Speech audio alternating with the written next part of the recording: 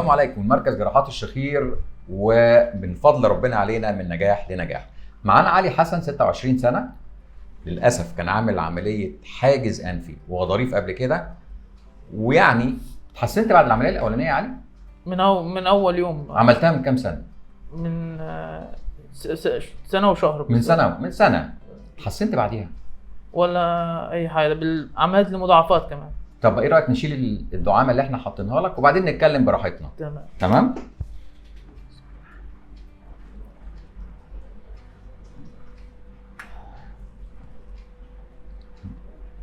معاك منديل؟ يلا نظف كده مناخيرك كده وقول لي الدنيا اخبارها ايه.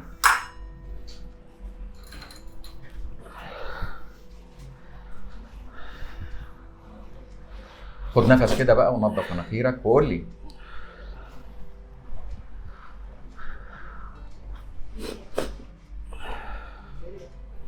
الحمد لله. ايه؟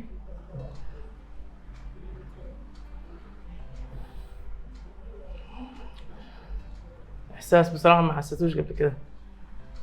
انا سايبك براحتك اهو، والناس كلها بتتفرج عليك.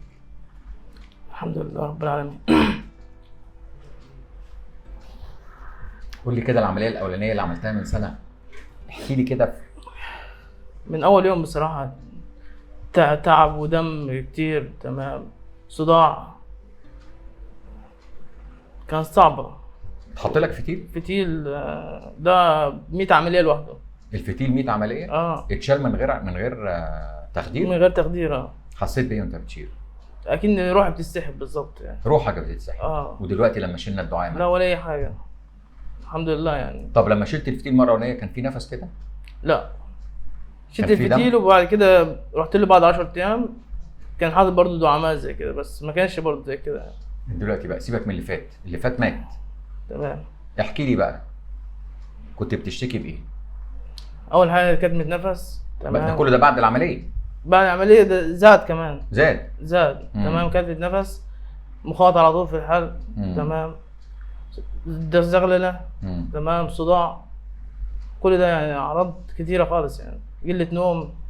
بعد العمليه ما كانش الاول في شخير، بعد العمليه بيجي في شخير. دلوقتي بقى احنا عاملين العمليه من 10 ايام شلنا الدعامه دلوقتي حالا، اخبارك ايه؟ لا تمام الحمد لله. طب ما تقولي الاول ال10 ايام بتوع اللي كان فيهم الدعامه كنت تعبان؟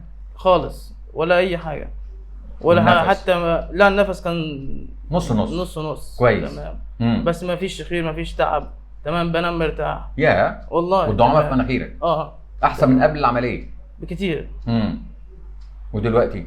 لا دلوقتي الحمد لله. فرق خالص كبير. ايه بقى الفرق؟ لا فرق كبير بصراحه. انت منين الاول؟ انا من سوهاج. من سوهاج. سوهاج كلها عندنا مش نصها.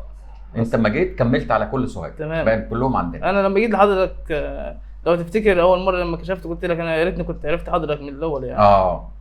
قبل ما اعمل العمليه. ولا يهمك ولا يهمك.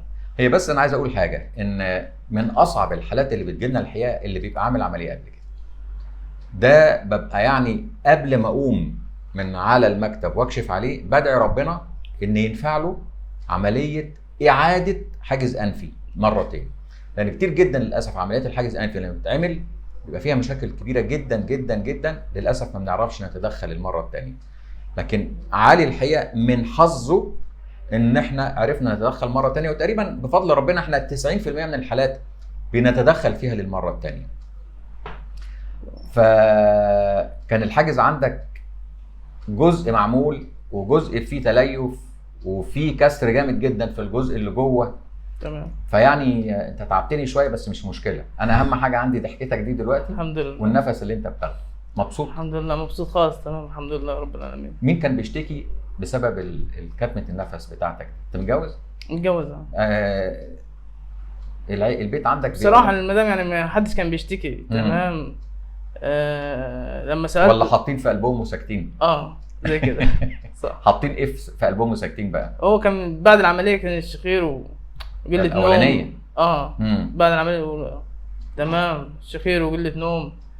بقوم بالليل اقعد على السرير كده. تمام. طب ودلوقتي قالت لك ايه بعد العمليه الثانيه دي؟ لا سالت بصراحه ما فيش خير، ما فيش اي مشاكل. والله الدنيا اتحسنت؟ الحمد لله. مبسوط يعني؟ هترجع تمام ان شاء الله. الحمد لله على سلامتك يا علي. يسلمك يا دكتور. عايز تقول، انا عايزك تقول جمله واحده. انا أو والله كلمة بعد العمليه الاولى رحت لدكاتره كتير. مم. تمام. وللاسف كان كلهم كان بيقولوا لي ان العمليه كويسه وما فيهاش اي حاجه، لدرجه ان هم حسسوني ان انا انت اللي فيك حاجه. ان انا موهوم وان انا انت قلت لي، قالوا لي عندك حاجه نفسيه وحاله نفسيه، صح؟ زي كده. تمام. حتى الناس يعني قرايبي كان بيقولوا لي طب خلاص ما كفايه الدكاتره دي كلها يعني. تمام. فانا بصراحه متابع حضرتك من ساعه ما عملت، من بعد العمليه على طول. تمام. اول واحد شفته عندك كان في حد عامل 4 عمليات. ايوه. دي بصراحه اكتر حد شجعني ان انا اعمل عمليات يعني. تمام. ترجع تقول لهم ايه في سوهاج بقى؟ لا لو اي حد بيعاني بصراحه قول لهم بس ان انا بقيت كويس، بس مش عايز اكتر من كده. الحمد لله على سلامتك يعني. وسلم لي على اي حد يعني كان بيقول لك انا يعني انت تعبني، قول له خلاص انا دلوقتي مش هتعبك تاني. ماشي؟ الحمد لله على سلامتك يا علي. وده فضل من ربنا علينا زي ما بنقول، ومنورنا هنا. وزي ما بنقول دايما اللهم علمنا ما جهلنا وانفعنا بما علمتنا، مع تحياتي ودعواتي دكتور هشام ابراهيم.